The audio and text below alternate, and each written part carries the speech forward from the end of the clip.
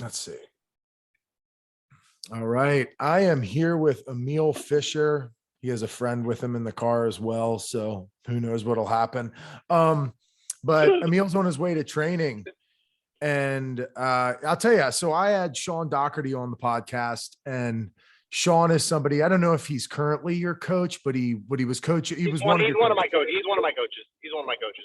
Yeah. And Sean, I don't train with this much, but yeah, he's got an interesting group of guys over there. Cause I got talking to him, and I mean, I'm pretty familiar with John Gunther and some of those guys. And you're kind of, I don't want to say, I don't know the right word, but you guys are definitely more alternative than the average jujitsu group. Would you say that? I'm sorry, what was that? More alternative than the average jujitsu group, kind of against the grain, unique minded people, I would say. I mean, so here's the thing, Sean, everybody that trains with Sean for the most part are not like guys that he brought up from white belt. So like Sean only recently kind of came back onto the scene. He started teaching again really in earnest in 2016 because we kind of dusted out of retirement. Yeah. So like, you have to forgive me. I have a GPS running for driving. Excuse me. But so like Cody Stevens, for example, was already a purple belt and had already, you know, at least when Sean and he reconnected. I know they had trained together under John Saylor. Gotcha. But like Gunther, for example, Gunther was kind of on and off the radar for Sean. I was already nearing purple belt when I met Sean. Like I got my purple belt a couple months after we first started training. So like, I think that in that regard, and everybody that trains with Sean for the most part has a certain kind of like open mindset when it comes to how to train. Yeah. Yeah. Well, I'll tell you that. So for people who don't know, Emil has been on Fight to Win a lot of times, has had a lot of bigger matches.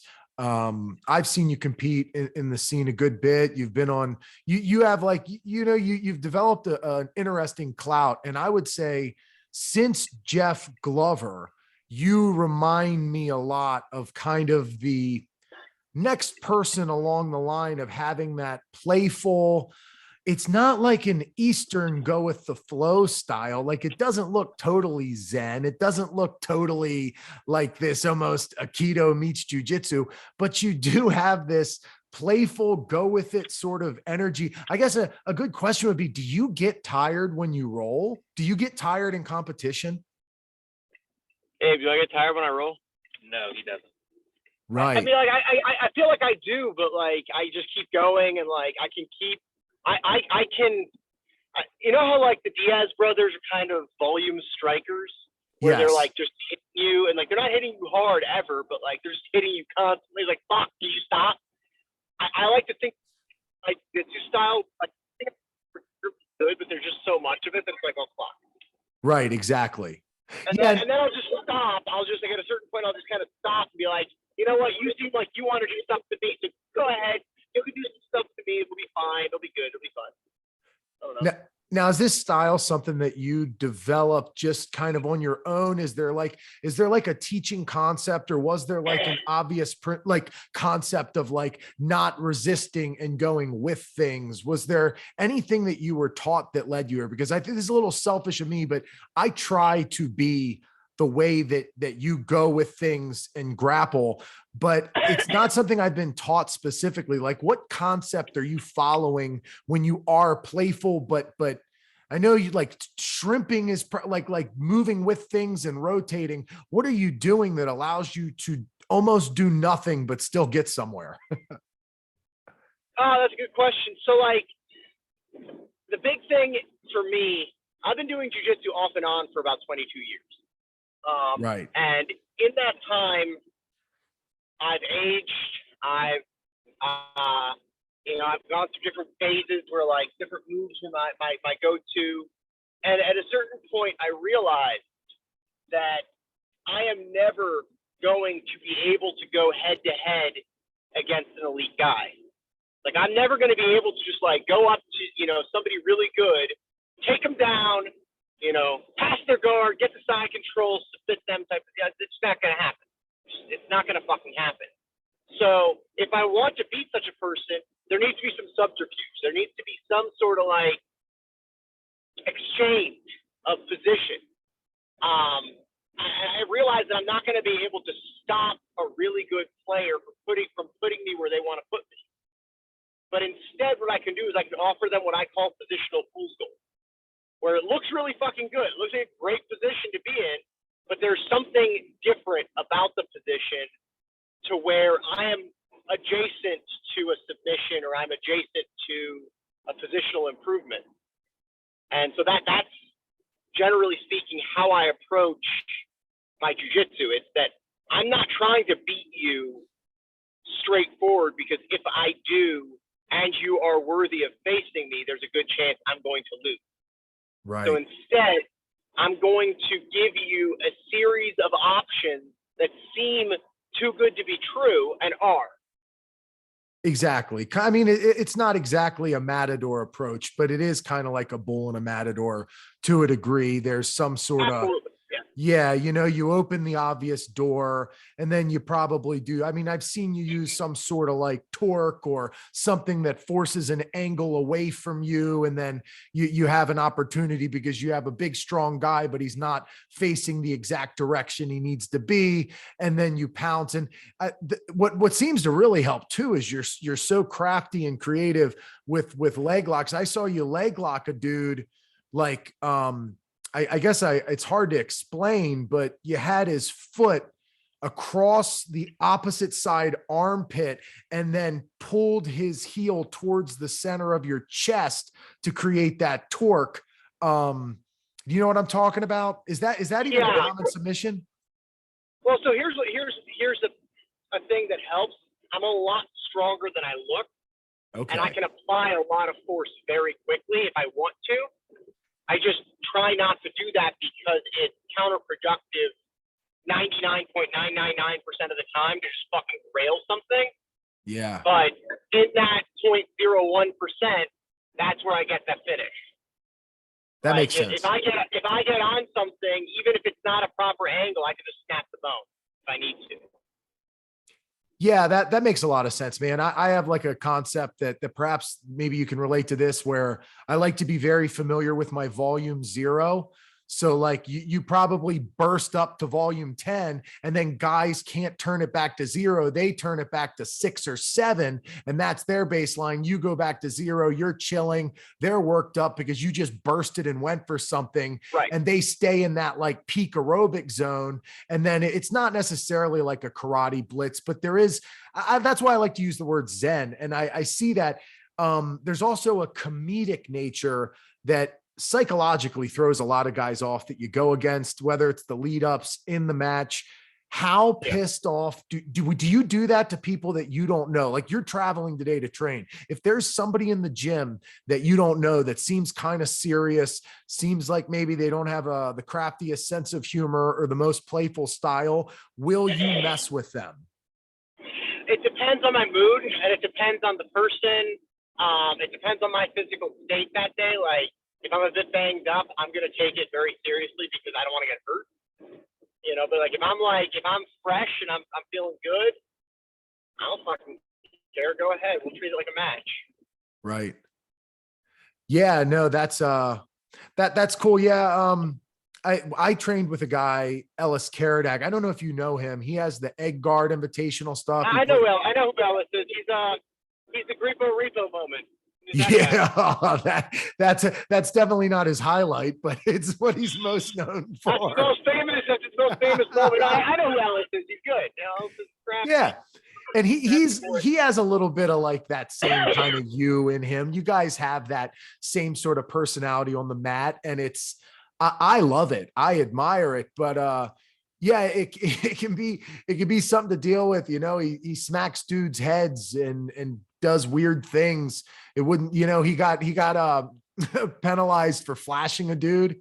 I think he got a DQ or a point taken off for doing that, like flashing a guy with his, rash guard in the middle. You play what you call, well, I don't know if this is what you call it, but corpse guard is what people call it. And where you just, I guess, essentially just kind of go limp and pretend you're dead for a second. And then you pick your entry when it makes the most sense or whatever. Is that something that just came from being playful, or is that like a conscious thought?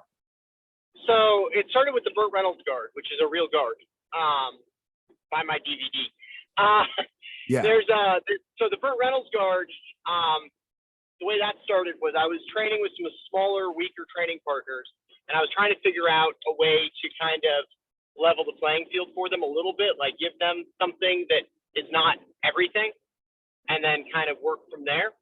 Yeah. And so I was doing this, and I found that some opponents, like when I would play it in competition, some opponents would be like, all right, fine, fuck you, and they just kind of walk away from me.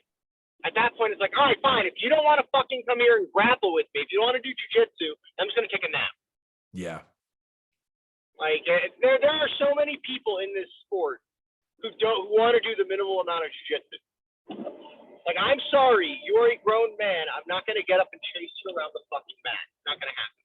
Right. It's not going to happen. I'm here. I'm giving you a positional dominance. Let's play. Let's do some jiu-jitsu.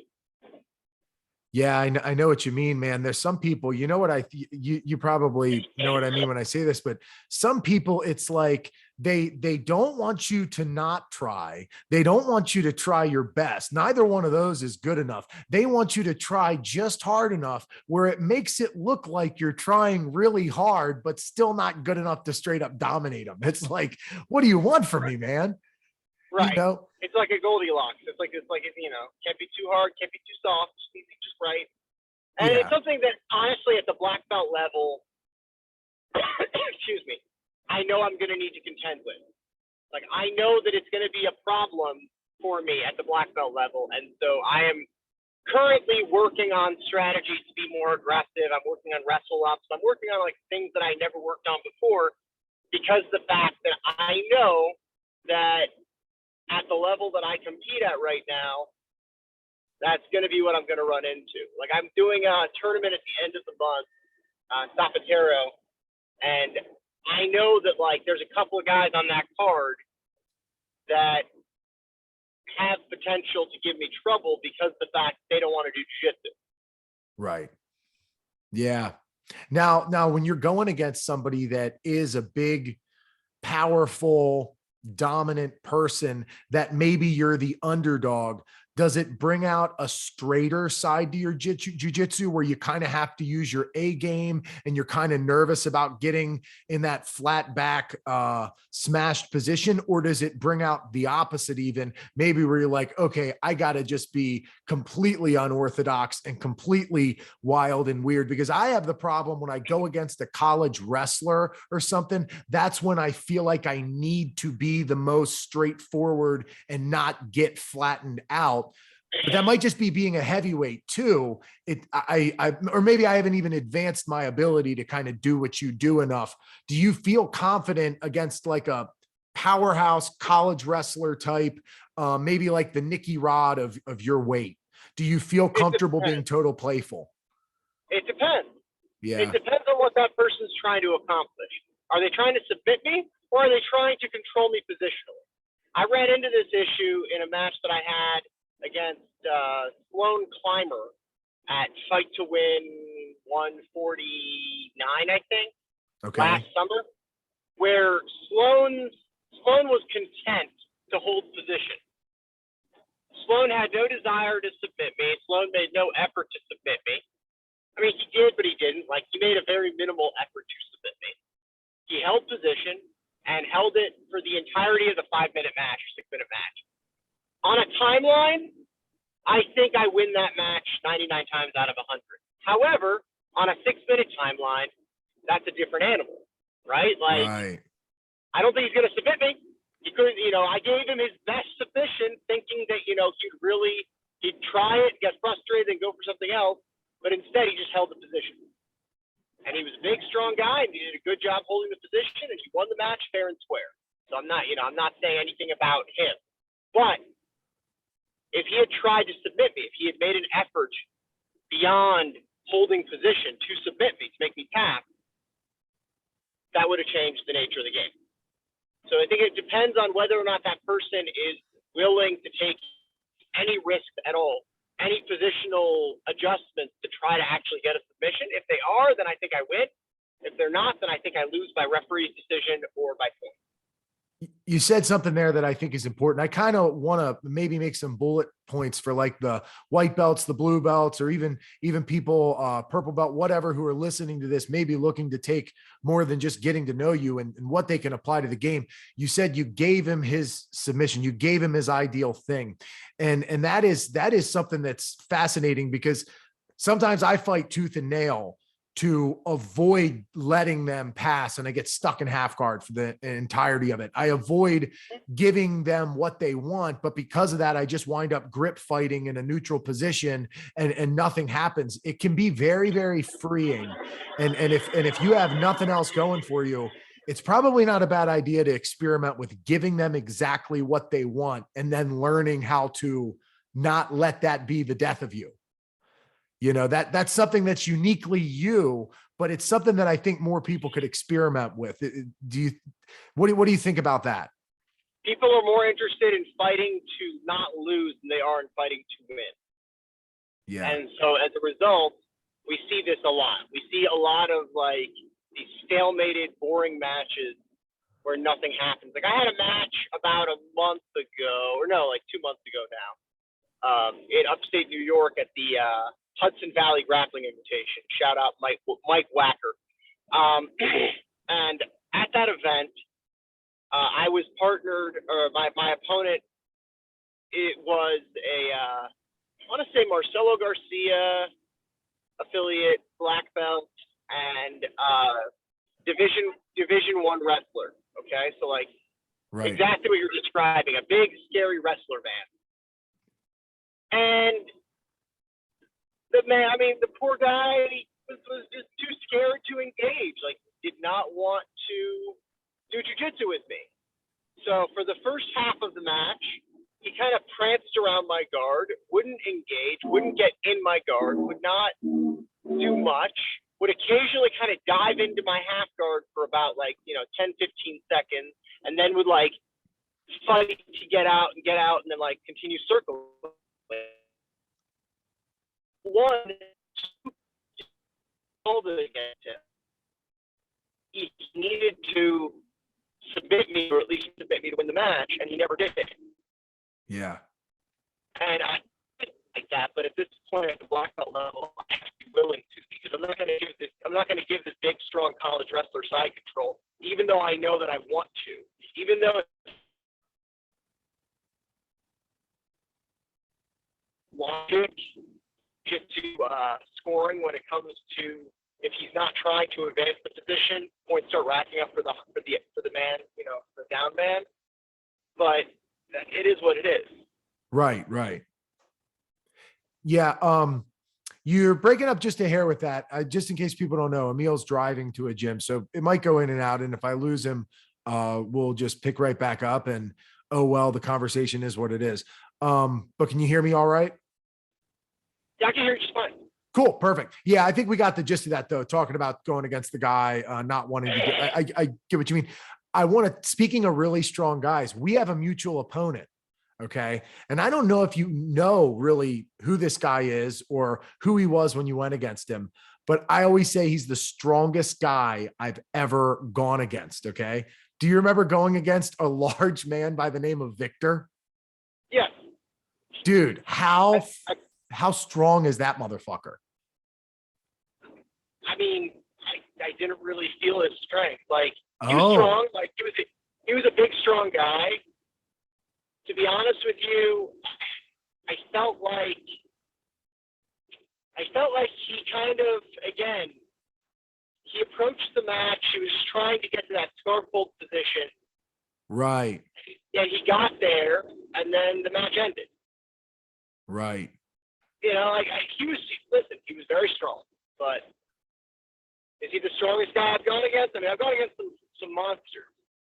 Like, I went against one guy up here who's, I think, a hair over 350 pounds. Yes. Like a strong man and like a brown belt at the time. He recently got his black belt, or later got his black belt. Like, I go against strong guys all the time. Strength doesn't really faze me. I also train in a gym. Like, some of my training partners are stupidly strong. Right. And even Abe here's not weak. Yeah. Yeah, no, I get what you mean. And plus, there's a difference too. When you're a seasoned brown black belt and you're strong, it's a different type of strength. That guy though, like deadlifts 900 fucking pounds and was going for a world record Atlas stone lift. So, I mean, he's like strong in that nature. Yeah, he was very strong. I would love like a long form rematch with him and see what's what. Honestly, like, cause I will say this. He was no bitch. Like, the guy kept coming after. Like, it wasn't like he landed in a good position and was like, I survived. He was trying to submit me. So, like, credit where it's due. Yeah. Credit where it's due. Like, yeah, you know, I had nothing bad to say about Victor Vaughn. If you're listening, Victor, good job, buddy. Yeah. But, like, did I feel his strength as an overwhelming weapon? No. Right. Maybe in a point setting, yes. In a point setting, I couldn't fucking move him. But there's a lot of guys I can't move. I train a bit with a couple of I train a bit with one of the coaches for the Cleveland Browns. Okay. And I mean, he's a former NFL lineman. That's a strong motherfucker. Like, that guy grabs a hold of my ankle and he's got my leg. Like, he'll grab it. His hand is stronger than my leg. Like, I can't kick my leg free. I need to use another two limbs to get my leg out of there. Oof. Like, that guy is strong. Yeah. I know what you mean. Victor was strong too. Yeah, for me, near me, I've went up to back when Studio 84 was a thing. I went up and trained with Nicky Rod some, and then we got Max Geminis right near me, who's another, top, that's another level when you're talking about like elite heavyweight who's also strong as shit. Yeah, that's a problem to deal with, man. Nicky Rod is maybe not in the gym as strong as Victor, but Nicky Rod is holy shit, man. Yeah, I was gonna say Nicky Rod. Probably Victor would beat Nicky Rod in an Atlas Stone competition. Yeah, and probably Nicky Rod would beat Victor in a jiu-jitsu competition or in a grappling match. My guess. I could be wrong, but it's not a bad guess. I think that's pretty good. Now, all right, this is a good question. Your first few competitions, first few matches, what was it like as you were stepping onto the mat? And then we'll do a kind of how you feel now stepping onto the mat, because you're somebody that competes all the time. I'm the same way. I've had hundreds of jiu-jitsu matches, and you're very comfortable, kind of like almost, I mean, I don't know how many matches you've had, but I imagine you've had 300 grappling matches or something. I mean, over the span of your career, you've at least had over 100, right? I mean, I think I've won like 70 gold medals, so I have to have had over 100. Well, yeah. I don't count the matches. I count the medals. Okay. Well, that's, as far as, my first, so I've been doing jiu-jitsu off and on since 99. I did my first grappling match. I did my first jiu-jitsu tournament in 2011.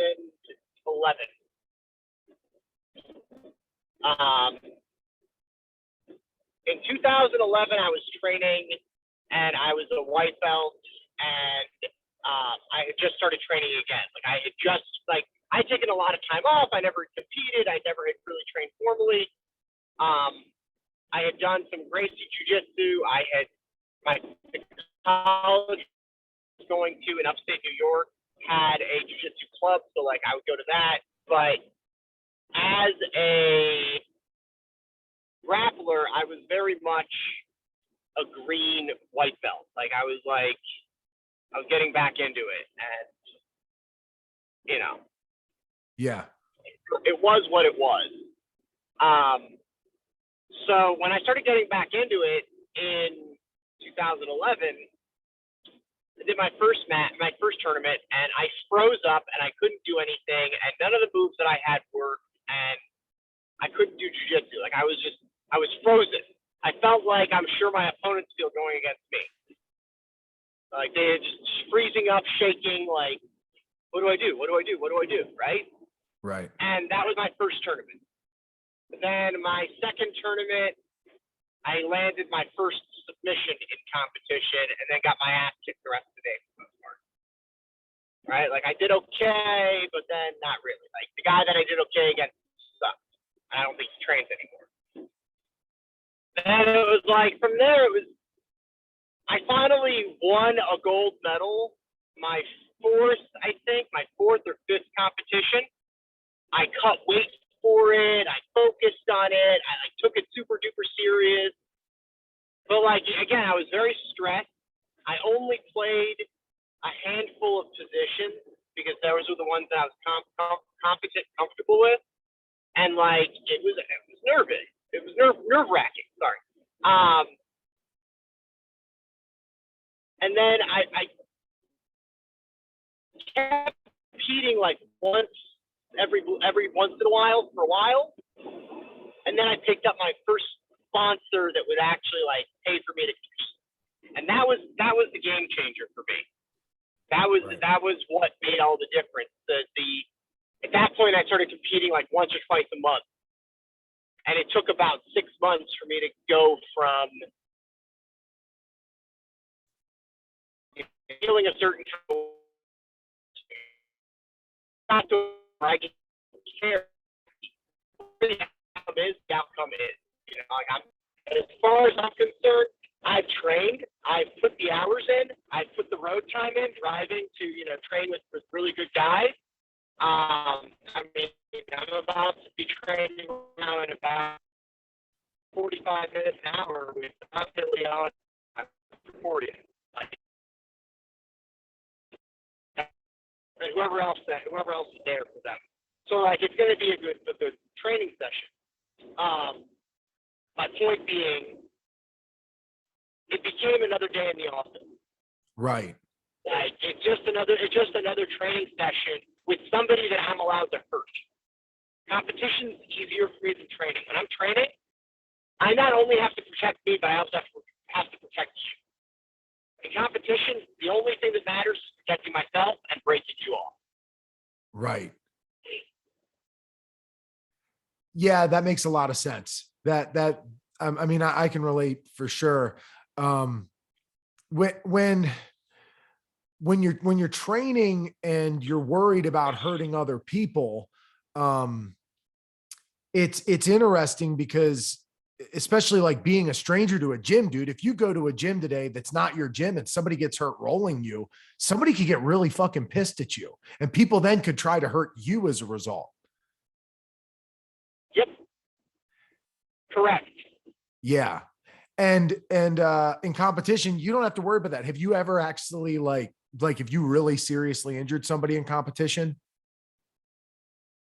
Are you asking if I've done that? Yeah. Have you had like a catastrophic, like, oh shit moment? Like, sorry, I didn't, but somebody like something snapped bad. I'm sure like leg lock stuff, like people let shit pop, but I mean, like there's shit where the guy let it happen. There's shit where it's like, I did not mean to put that amount of force behind that submission in this moment. That's only happened to me maybe once. Yeah. Where where it was one of those things. I was going against. I'm not gonna name him because I don't want to shame him. Good guy, like really solid human being. And we were like talking before the match, and like we have some mutual friends. We were kind of bantering, like super nice guy. And then we get out on the mat, and this guy's actually a handful. Like he's a really good black belt. Now I think he was a brown belt at the time, but like a well-respected, well-rounded black belt. Or brown belt at the time. And we get out there, and I forget what it was that he did to score points on me, but he scored some points. But he was like still like he was still in the game. We were still kind of scrambling around. And I knew that I had to do something if I wanted to win the match. And I snagged an Achilles lock in one of the scrambles. And he kept scrambling, not realizing that I had it. And my hips went over and just broke his ankle like in half. Damn. The craziest thing about this, to me, this guy kept competing that day and won his division. This was in an absolute. Wow. Our match. He won his division with a broken ankle. Like, not pop, not, whatever. It was fucking broken. And he won his division like that. He hop out onto the mat, full guard, and then fucking was winning his matches. He won all of his matches after that. That is fucking nuts, dude. That is crazy. Oh. And then recorded my matches for me later in the day. Some people are just savages. I'm not that type of savage, man. I'm tough, but god damn, that is nuts. Dude. Now that I've told the story, his name is Gary Starr out of Sarah's in okay. He won't Long mind. Island. And if his ankle might have been just dislocated, I'm hoping for his sake or something. Yeah. But man, like it sounded like balsa wood breaking. And I thought he was done. That's crazy. But man, it was funny. Like I see him like sitting over by my mat when I'm competing later in the day with his leg elevated. I'm like, "You're still here, huh?" He goes, "Yeah, I had to finish my division." I was like, "What the fuck?" That's crazy. That is really crazy. Yeah. What do you think about this? Especially because you got such a unique, unorthodox, reactionary style that is sort of being in tune with what your opponent's doing to you. I mean, not that you don't have a developed game that you implement. Do you think that you're one of those people that has learned more through rolling than the average person and maybe less through drilling? Or what do you think about the whole drilling versus rolling, goal-oriented, situational? Where do you get the most of your skills, you think? So, like, for example, my most recent Fight to Win match was for the Fight to Win heavyweight brown belt masters no-gi title. A mouthful. And when I had that match, are you still comfortable? Are you good? When I had that match, I got it with a week's notice. Like I got it like a week. I got offered the match on I think like Saturday or Sunday, and I'm competing the following. I want to say Saturday or maybe Friday. I don't remember the exact timing, but it was something to that effect. Yeah. And I'm like, what do I want to do? What do I want to do in this match? You know what? I don't know that anyone's ever won a Fight to Win heavyweight title by Imanari. That's what I want to win with. So what I did was I just drilled Imanari rolls on big motherfuckers for like 4 or 5 days, in the lead up to the match. Every fucking round, I would start out with like 10, 15 Imanari rolls on both sides, different styles of Imanari rolls, different like configurations, backside, front side, DOA entries from Imanari rolls, all that shit, like inverted entries, which I consider still an Imanari roll. That's all I did, like for a week. And then I went out there and I hit an Imanari roll at the beginning of the match, and then I won later on in the match with an Imanari roll. Damn. That's good to know, yeah. So like, and like for example, another one that I take some pride in is the when I knee barred, I won a submission of the night at Fight to Win by hitting a knee bar. So my opponent, I had a month to prepare for that match because they used to give us more time for those back in the day. Right. My opponent's last name was Stagny. Sad, like sad, like. Oh, yeah. That's the guy's last name. Yeah. And when I realized that was his last name, I was like, oh fuck. So all I did was drill knee bar entries from closed guard. That's all I did for like a month. And then, yeah. And then I knee barred him with it. Yep. Yeah, no, that definitely explains a little bit of your character. I think for those who don't know you, that is a very you thing. I didn't know that story. That's great. Yeah, just to let you know, obviously, like if your buddy gets tired holding the camera or whatever, I don't have any, there's no timeline, whatever works for you works for No, me. no, no. I just checked. So what he's doing is he's resting it on his leg and he's got his hand supporting it. So like, Okay, it perfect. seems like it's okay. Are you okay? All right, cool. Good. Cool. Hey, this is a question I wanted to get into. So I knew that you were a fan of prog metal. I was listening to the last episode you did on BJJ Fanatics. It's funny, you actually mentioned Devin Townsend. When I was younger, I saw Strapping Young Lad a bunch. Yeah. I missed out on them. Like they kind of stopped touring as I got into the genre.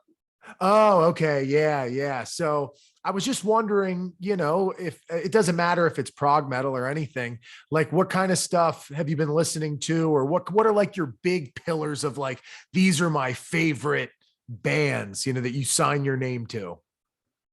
I mean, so like the last maybe week, 2 weeks, month or so, it's been a lot of Spirit Box. Okay. I don't know really who that like. is. Cool. You don't know who that is? I don't know who that is. Nope. So they're a Canadian. They're actually super popular right now. Like they're huge right now. Okay. They're a Canadian like core band, like metalcore-ish. But man, they're fucking good. Like they're really good. Like insanely good. It's a female-fronted. I think I classified them as prog metal, honestly. Cool. Like they're classified as like metalcore. Yeah. Really good. So, like there's them. I recently got into this band Current. Yeah, they've popped. I know them. I don't know their albums or anything, but I know them. They're amazing. Like I recently started, like just this week. I mean staples like last year.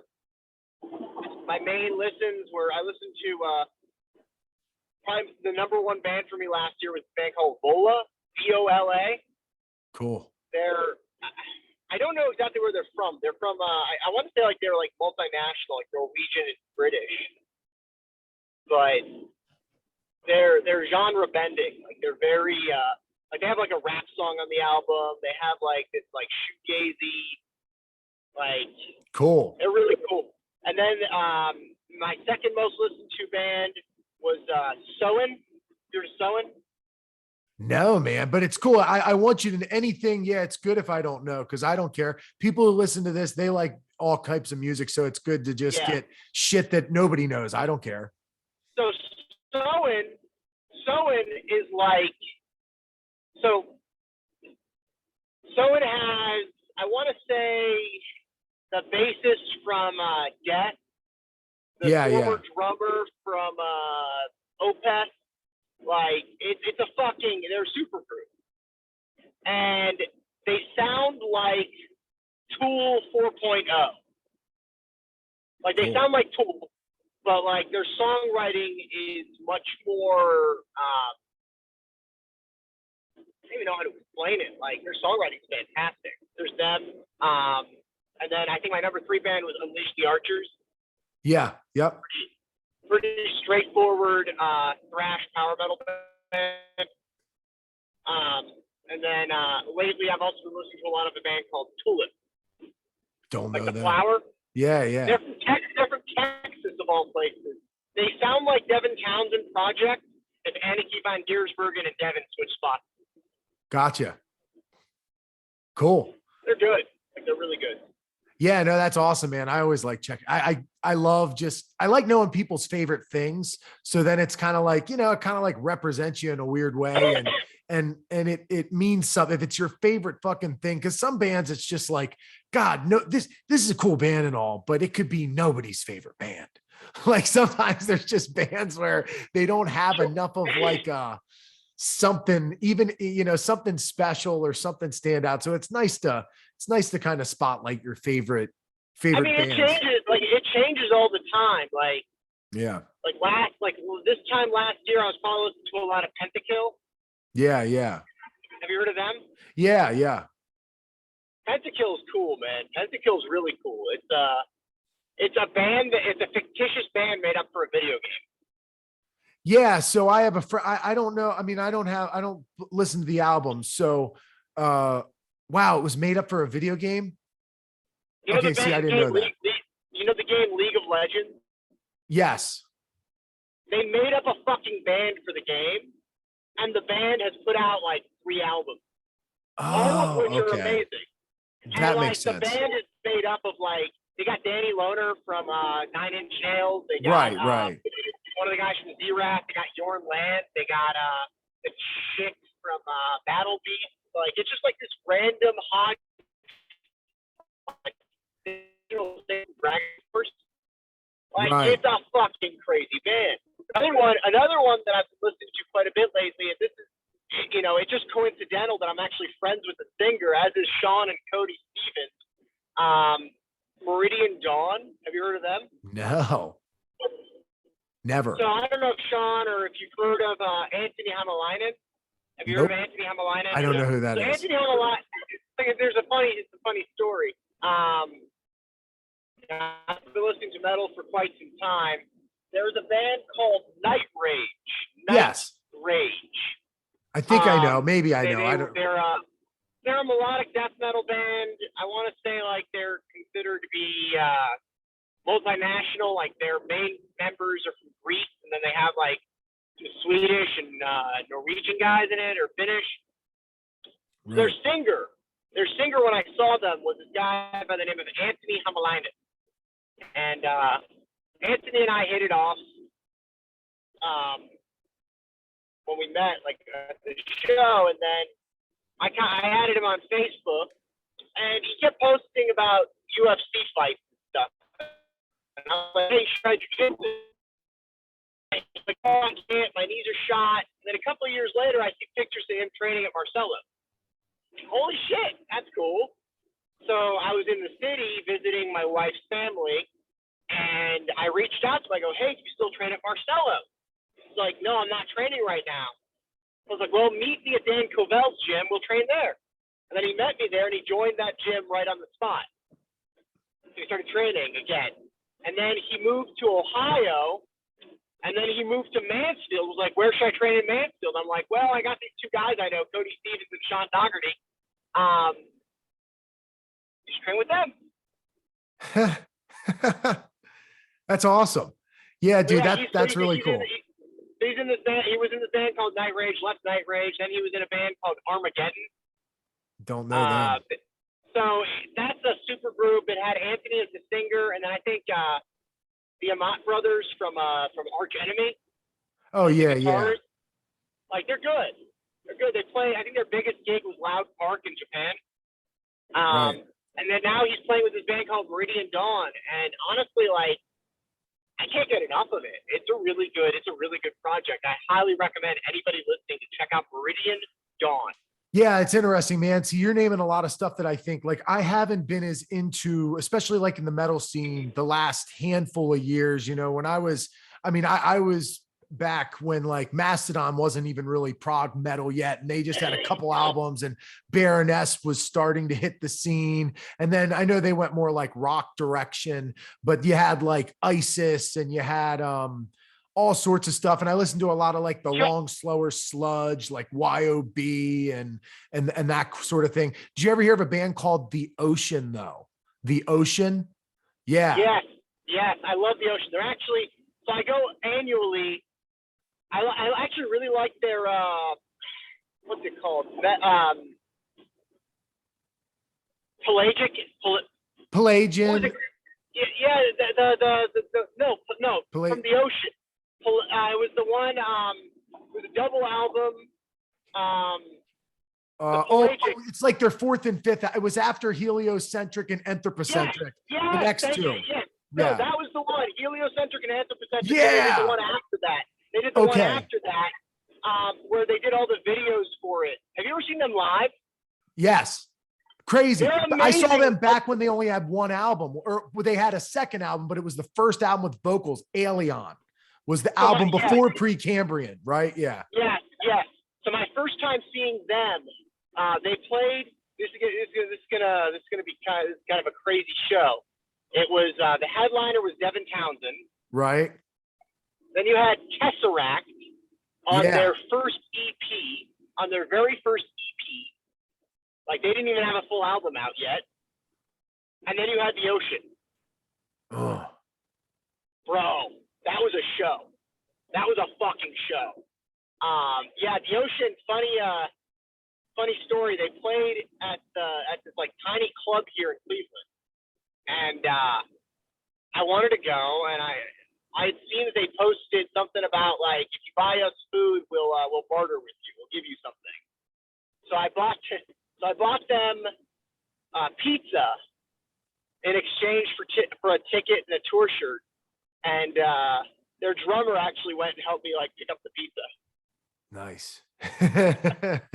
That's awesome, like dude. Yeah, it's stuff like that. It was a funny experience. I go in Atlanta, Georgia, Frog Power Day. It focuses on progressive and power metal, and they're playing it this year. Oh, nice. Yeah, I haven't heard their last the release. new album. What's that? I haven't heard their newest release or two, I don't think. It's good. It's good. Phrenezoic, I think it's called. Their album names and like the topics are weird to me. Like they're really focused on like nature and biology. Like weird. Oh yeah, dude. Well, it's super conceptual. It's all about the science shit and the earthly shit and religion, and every album has its own thing. For those who don't know that, well, it's interesting. People who are into like that Tool sort of concept stuff would probably appreciate them. When they started, it was much more like crushing metal, but they started as a collective. It was just a recording project where they had like on their first album with vocals, I think there was like 8 different people singing on it. And it wasn't until they came out with that double album after Precambrian that they solidified with like a lineup and started really... heliocentric and anthropocentric. Yeah, something like that. Yeah, that's it. And those were like religious-ish sort of talk, I guess. Who made your architect? Yeah. Yeah, it's crazy shit. Amazing. Man. Amazing. Do you know if Sean's heard of them?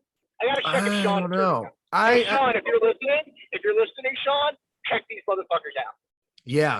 Yeah, it's cool, man. Yeah, Sean's another one where it's like you guys have, you've taken time to appreciate music that you identify with. It's not just that like, oh, this is what everybody likes, so you should like it. And even if you find your genre, you still just kind of like what everyone likes. I always appreciate when somebody has taken the time to figure out what they actually like and go in deep into a genre, whether it's music, movies, whatever.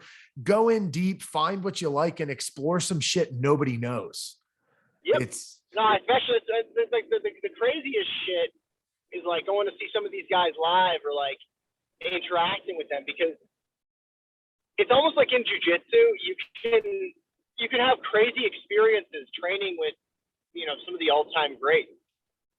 Like, really, like you can have those crazy kinds of experiences. I had some crazy experiences with, I have like an awesome, I met Devin Townsend one time. It was just a crazy experience to like meet this guy. Wow. And it wasn't like I paid for a meet and greet or something. He was hanging out after his set when he opened for Children of Bodom. Wow. R.I.P. Alexi Leho. Damn, he was opening for them? Yeah. I guess they're bigger than him. They were huge, man. Yeah, I guess you're right. Yeah. And they were like, Bodom was huge. Yeah, no, that makes sense. Yeah, so I'm also into a lot of like rock and grunge rock and that kind of stuff. Like the main would be like the Queens of the Stone Ages and all that kind of stuff. But my favorite 2 people do the same thing. So Local H, if you remember the 90s rock band Local H, they had that song, Just Don't Get It, Keep It Copacetic, and Born to Be Down. Anyway, I'm not doing it justice, but that's awful. but that's exactly how it sounds, by the way. No, Local H was just a 2-man rock group, and they always hang out after the show. And it's like, and another guy, Mark Lanigan, who was in the Screaming Trees and stuff. But you see these people live, they're your favorite people ever. But because they're not the Beatles, and because they're not, you know, whatever, Slipknot or whoever, they're hanging around, and you get to have normal conversations, and you can appreciate it as if you met. Like, and jujitsu offers that. Like, I remember the first time I got to meet people who were like, holy shit, dude, you are like a jujitsu celebrity, and you're just hanging out and you're having conversations. I mean, it's one thing when Hoist Gracie's in a room or something, but pretty much everybody who's not like the main 3 or 4 names, they're just there to hang out and have conversations. They're just guys. They're just fucking guys. Yes. You know, it's crazy to me. Like, some of the guys I've gotten with,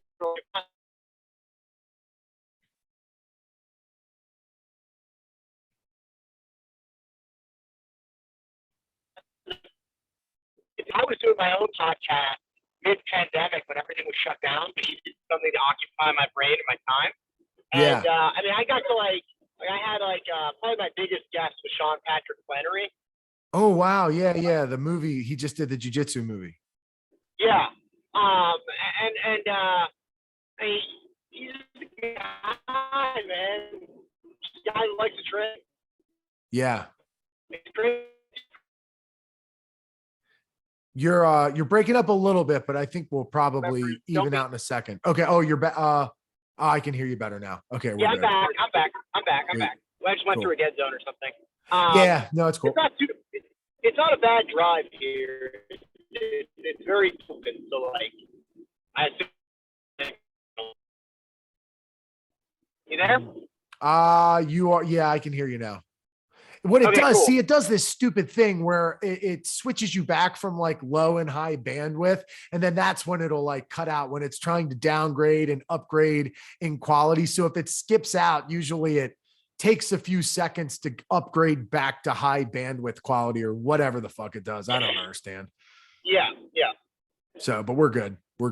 Who was the first like jujitsu celebrity you saw? Unless you were in the middle of something you want to talk about, but who was the first like jujitsu celebrity you met where you're like, holy crap, you're so-and-so? I mean, so when I first, when I first started training again was when I actually started like training proper jujitsu in the gi with like people that actually are black belts. And my original instructor when I started training again was Ricardo Perez. Mm-hmm. Have you heard of him? Yeah. So Ricardo Perez is a 4th degree black belt, or I think he might be a 5th or 6th degree black belt now, under Sergio Pena and under Osvaldo Alves. And now he's, I think, under Gracie Baja. And he was Frank Mir's jiu-jitsu coach. He was that makes sense. Keith Haring's jiu-jitsu coach. Like he was, you know, he was a guy. He was a name, I guess, ish, right? But like right. When I was training, I don't remember if it was Pablo Popovich, Pejapano, or Bushesha that I met first. One of those three, I went to their seminar fairly early on. So, yeah. That's cool. Yeah. When you, I mean, for people who don't know, I mean, you at least have run into, I know you probably don't train with him much, you know, he's caught up in the MMA stuff, but Stipe is a strong style guy. I'm sure there are times you're in the same room as that guy, right? If he's around, I'm in the same room with him. Like when he's training for a fight, I'm in the same room with him. Yeah. So that talk about a way to just make it sort of even the playing field of we're just a bunch of humans and nothing is a celebrity. I got 3 Stipe stories that I think like characterize what he's like. Yeah. My first Stipe story. My first day at Strong Style. Okay? I'm a white belt, nobody. I'm in the locker room getting changed. Stipe comes in.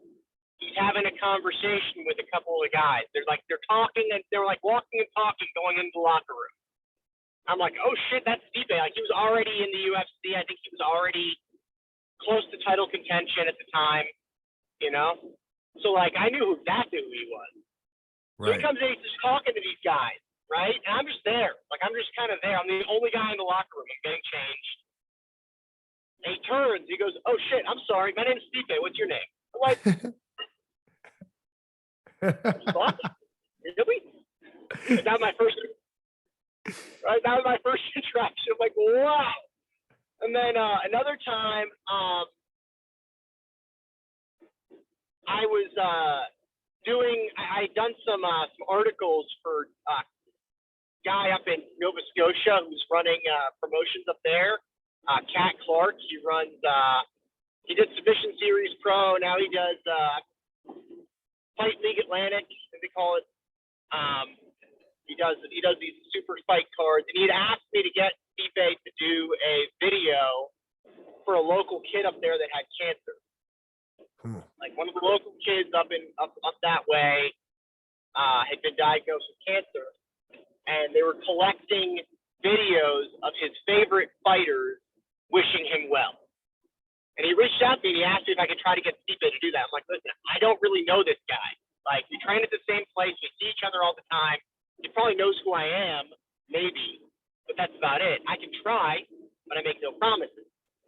So I come up to Stipe one day when he was kind of had a lull in the training session, and I asked him, like, hey, there's a sick kid. His coach asked me to see if I could get you to make a video for him. And he's like, I don't have time right now. I'm in the middle of filming a season of The Ultimate Fighter. Hit me up in like 2 weeks. And I took that as a no. Right. Like if I, it's a 2-second thing. If you can't do this for me right now, I'm not going to ask you again. Nothing against you, but I'm just not gonna press the subject. He approaches me 2 weeks later, goes, hey, I have time right now. Let's make that video. Huh. That's cool. And that's when he's like, that's the kind of guy. Yeah, he's coaching the Ultimate Fighter. He's the, on top of the world at the time. And yeah, he still thought about that. It shows you how human they are too. It's on his mind. Like he's self-conscious about the fact that there's this kid and he got asked to do this thing. And he's like, shit, I should circle back to this. He probably thought about it over the 2 weeks. Yeah, I mean, whatever it is, listen, I mean, the guy is still very much a human being, and he's a good human being, from what I can tell. I don't know him very well, but like, at least everything I can tell about the guy, he seems like a good person. Right. You said you had, do you know the third story? The third story was my very first fight to win. I was a purple belt, right? My first fight to win. He was there. He was just there hanging out. And just the way he acted, man, like he was there as our support. Like after I won, he was like, we were all kind of geeking out, and he was geeking out with us. I was like, really? Really? You? Cool. And like the way he interacted with my wife, like he comes up there, he's like, hey, my name's Stipe. Like, really? That's awesome, dude. Such a nice person. Yeah. How like much? that, and that, I wish more people were like him, honestly. Yeah. Oh, I admire the way he is. I can tell. I'm not surprised at all. Like you can just see the genuine kind of nice, sweet, I don't want to step on anybody's toes style with him. I can see that. It's funny when heavyweights who are on top of the world, best fighters in the world, carry themselves like that. You wish more people would like that. That's a thing in the jiu-jitsu MMA thing. Everyone talks about how jiu-jitsu and fighting and all that, it aligns people with like a better way and a more noble path. But dude, sometimes it feeds people's egos, and it can make a monster. It can make the level 1 boss of a video game turn into the super villain of the entire thing. Yeah. So that's just it. Like we see it with, I see it all the time. Like there's guys like, brown belts that are decent competitive brown belts that think that their shit don't stink. It's like, bro, you get fucked up like anybody else. Like I remember I had this fight to win match in the gi at brown belt. I'm not going to name the guy's name or anything, but you know he had a certain kind of like air about him because he's a much better competitor than I am. Right. And I knew it. He knew it. And he had just kind of a certain kind of like, this kid's not worth my time type of attitude. And I beat him fairly soundly. And you could just tell that he was getting frustrated as it was happening. Like maybe if you didn't take yourself so seriously, Yeah. this wouldn't be that big of a deal for you. Doesn't that make you better? It makes me so much better, dude. Like I went viral for a while because a guy waved to my camera, black belt, went on Fight to Win Pro. And then he started taunting me and like sat up in my guard playfully. And I choked him out with an arm triangle in his guard. I don't know if you ever saw that video, but I was in his clothes. That sounds great. Yeah, I was in his clothes guard and he's waving to my camera and he's being playful. And, you know, I'm a brand new purple belt and he's like, just horsing around. And next thing you know, he's asleep in clothes guard. And I know that moment happened because his ass not only thought he was way better than me and he shouldn't have been so arrogant, but because he waved to my camera and was taunting me. Like you just, that brings out the killer in somebody, you know? And that you have that kind of thing. Absolutely. Like there's a guy standing across from you that you might not be able to beat until that motherfucker does something that makes you be like, all right, now I'm going to fucking win. It's like, it brings it out, dude. Yeah. Yeah. And the thing is that one thing a lot of people don't realize, I may not be the most technical, I may not be the most athletic, but I'm pretty good at strategizing even on the fly. Yeah. And, yeah. You know, if you're not absolutely smothering me and just holding me in position indefinitely, I can win. Yeah. The on the fly thing. I may not win, but I can. I know what you mean. Yeah. The on the fly thing is what made me curious about how much you learn while you roll versus drilling. Like obviously you have a style where you know moves and you've learned a lot and I'm sure you've drilled a lot, but you really seem like the type of person that likes to get in that improv mode. And I mean, well, that's kind of what happens when you get into that. All right, do your thing. And then you choose your timing, you choose your entry. I love the improvisational style. It depends, man. It depends. It all depends on the match and the opponent. Like a great example, a great like case study was my first match against Joe Bays. And for anybody who doesn't know, Joe Bays is, do you know who that is? Yeah, dude. I was just sharing a video of him breaking bats with an ankle lock grip or whatever. He's crazy, dude. Yeah. Have you seen my matches against him? No, I knew you went against him, but I haven't seen him. I've had 3 matches. Okay, let's hear all of them. Yeah, I'm curious. And by the way, for the record, before I even get started, I love Joe Bays. He's a great human being. Any pride I take in having gone against him is entirely based on the esteem that I hold him in. So like, if anybody, takes this as me talking shit about Joe, no. Right. I love Joe Bays as a human being and as a grappler. I've been following him since I was a white belt, closely. And I'm a black belt now. And when I was a white belt, when I was a fairly new white belt, my 3rd competition ever, I saw him do a super fight against Josh Sauter, who's another accomplished black belt from. He was originally from this area, but he's now living in Florida. And Sauter and Joe could not have looked more dissimilar. Sauter was like this little muscle bull, very muscular looking, wearing like a pair of, sponsored up Vale Tudo shorts and a nice tight rash guard. Joe comes out in like what looked like a pair of basketball shorts and a t-shirt. Joe looked like he had just rolled out of bed. And he comes out there and he juggles this man on his feet for like 10 minutes. The guy was terrified for his life the entire time. Sauter. Yeah. And I was like, wait, this is a way one can do jujitsu? Like you can just do this? This is just a thing that people can do? And I wanted so bad for that to be me, Like I wanted so badly that my style one day. Even for me to even be able to emulate it poorly. Right. And so I got offered a match against Joe, and all I did was I just researched every fucking match he's done that was on the internet. I had 6 months to prepare. Like I had a long time to prepare. So I watched every video I could find of Joe competing, and I charted, excuse me, which submission on which limb. And I found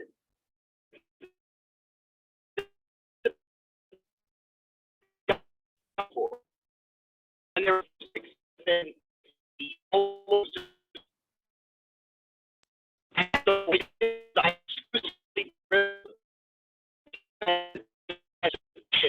on the specific limb going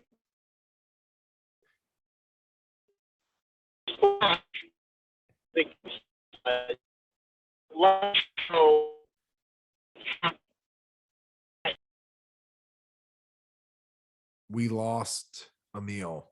I know it's been a little shaky, but hopefully we can get this story finished with Joe Bays, and I'll have him start back where he was if he hops back on. Let me go ahead and message him and see if I can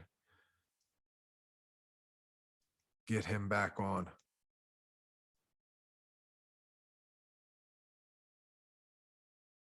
I am sending him a message. Lost you. Yeah, I know it's been shaky, but hopefully, oh, here we go. He is coming back.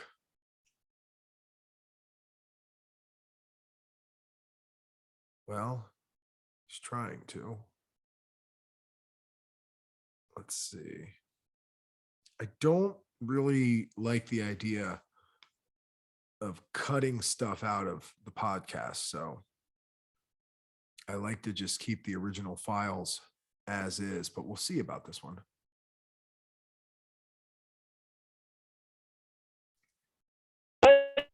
Oh, I can hear you. I can hear you a little bit.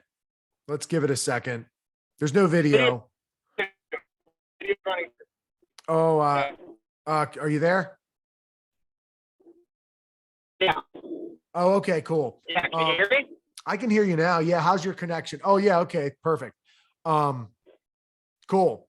Well, how about we try to? So anyways, yeah, so I'll tell you where I lost you though, because you might have thought I lost you back when you were talking about you saw that he was going for submissions on specific limbs, and then it started getting a little shaky. So let's start there. So I drilled my defense against those submissions on those limbs, like I only drilled the side that I needed to drill it on. Huh. And then in the match, I knew that his upper body finishing rate was at the time, excuse me, lower than his lower body finishing rate. So I pulled side control fresh out the gate. Ah, wow. So I pulled bottom side control fresh out the gate. And, he's attacking my upper body, realizes that time is running and decides to go for a lower body entry while I'm actively defending against the entry altogether. And that's how I was able to beat him, because he went for a lower body entry that was ill-advised, and in the process, I caught him. Was that your biggest win at the time? Oh yeah, for sure. Yeah, for sure. How'd the other two matches go? And still, I mean, depending on how you, what's that? How'd the other two matches go? Well, yes, you were going to just say still, it's probably one of your biggest wins either way, but how'd the other matches go? So the second match, I think Joe is probably most unhappy about the second match. I tried to employ the same strategy. This time, Joe was content to pin and punish, but it was an EBI rules match. It went to overtime. I beat him in overtime, and then he got very frustrated. I've had that happen. I feel bad winning those types of matches, but a win's a win. Yeah.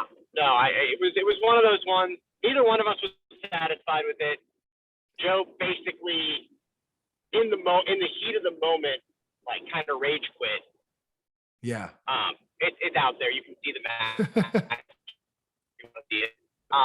Again, Joe, like, immediately and profusely apologized. Like, it wasn't, I have nothing but good things about Joe. And then the third match was at the Arnold Classic in 2020. It was the same day I faced your buddy Victor. Yeah. And in that one, I played a different strategy. I was like, all right, fuck it. Let him go to my leg. Let's see what fucking happens. And so he got under me, and then I got the heebie-jeebies right then and there. I gave him my back. So he took my back. And then when he was on my back, I started attacking his feet while defending my neck. I'm like stomping on his feet while he's on my back. So he gives up the back. I recover guard. I shoot a triangle. He defends the triangle, and I leg locked him off the bat. Oh my God. So you're 3-0 against him. Yeah. I mean, to be clear, we've trained a bunch since then. I don't think we're ever going to compete again. I hope not. I adore Joe. I absolutely adore him. And he still terrifies me. What is he, a coal miner? Is he a coal miner or something? He was. So he retired from coal mining and has since taken up, what's it called? He's a police officer now. Give me 1 second. I need to make sure my GPS is still running. You're good.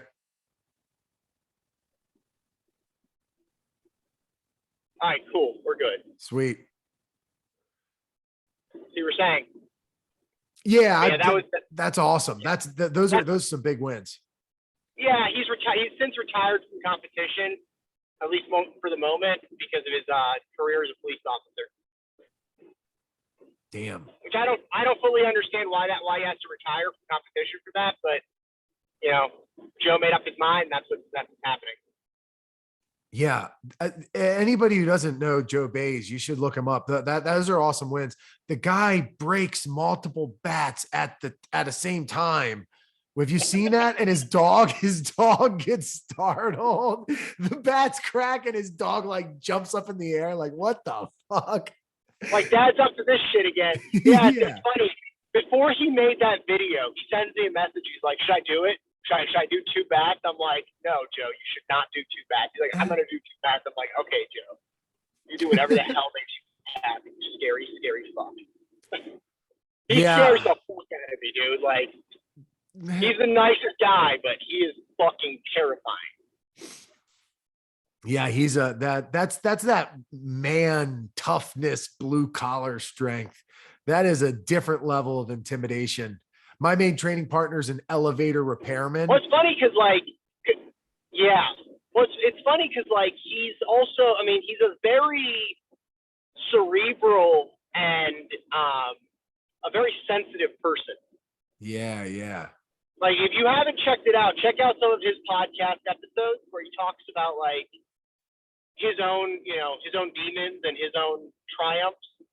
He's an amazing person. Yeah, I've heard one, the depression and stuff. Yeah. Yeah. He's a great guy. He's a great human being, I think. I agree. I mean, from what I can tell, I mean, I don't know him like you know him, but yeah, he's a good dude. Maybe he's somebody I'll try and reach out to. But yeah, man. So you're going to train with some good dudes today. What's coming up for you? What are you looking forward to do? Is there any big events or anything coming up? What do you got going on? So the only thing on the record right now is Zapatero coming up at the end of this month. Division's got John Combs, Adrian Nez.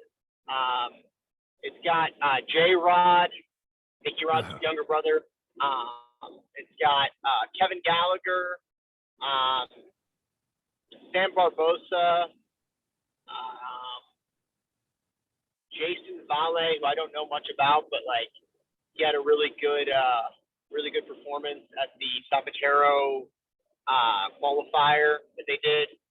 Wound up losing in the finals, the guy that won the whole thing, but I think that the guy couldn't make it to the event or something. Right. Quentin Rosenzweig. I'm sure there's like one or two other guys in the bracket that I'm drawing a blank on, but those are the names that I'm remembering right now. It's a scary field. Yeah, that's a hell of a lineup, man. That's exciting. Yeah. I'll tell you, I want to finish a certain way. Before we do that, let's just make sure people know what is your Instagram handle or any other way you want people to get in contact, find you, follow you, all that sort of shit. Whatever you want to plug. I know you have instructionals and stuff. Yeah. So, my Instagram and Facebook pages are at Emil Fischer BJJ. That's EMILFISCHER BJJ. You can find me on there. Lately, I've been doing a lot of reels because Facebook is paying money for reels for some reason. Oh, I didn't know that. Thing. Bro, it's been nuts. If you have an athlete page or a business page or something, post as many fucking reels as you can. If you go viral enough, and I don't know what that threshold is, but if you go viral enough, Facebook will offer you money to post reels. And the money is fantastic right now. It's shit. like it's an absurd amount of money. Like absurd, like ridiculous. I don't know how it's sustainable or how they're doing it, but I will take it. I'll take every penny that they'll give me. So there's that. And then my instructional content, excuse me, fish phlegmy. My instructional content, I got a DVD or a VOD available on Combat on Demand. It's on the Burt Reynolds guard. And then I do a lot of short form instructionals, which is like 5 to 10 minute long, on a website called Rockfin. That's ROKFIN. If you subscribe to my channel, which is rockfin.com/Emil Fischer BJJ, as spelled prior, I will actually customize the weekly content to suit whatever you're looking for. So like if anybody signs up and reaches out to me and goes, hey, I want your take on, XYZ technique, I will make that week's technique the XYZ technique. And there's not much of a line for it. So just saying, it's basically like a video private lesson for $10 a month. And you get access to other content. So there's that. Very nice. So my final question for you or sort of thing, I'm going to say two things and then you just follow up with anything else you want to put out there. I know two things that you really believe in, and I've heard you mention, and you talked about one of them and I mentioned the other one so far this episode. But if anybody's listening and they're like, man, what are some things I could do? I know that you preach studying footage of any opponent you're going to have, studying footage and film. And you talked about breaking down videos, and it clearly paid off in what you were talking about today. The other thing is learning how to shrimp. I've heard you mention that there are black belts that don't even really know how to shrimp away. One of my great friends, Todd Margolis, is a guy who has a thing called the Margolis shrimp. And I mean, this guy was on Back of Jiu-Jitsu Mag in like 2004. And just to give the level of importance of shrimping, the only content he puts out really is shrimp related content. So what else those are two big things: video footage, shrimping. What else? Anything that you want to add to that people should do?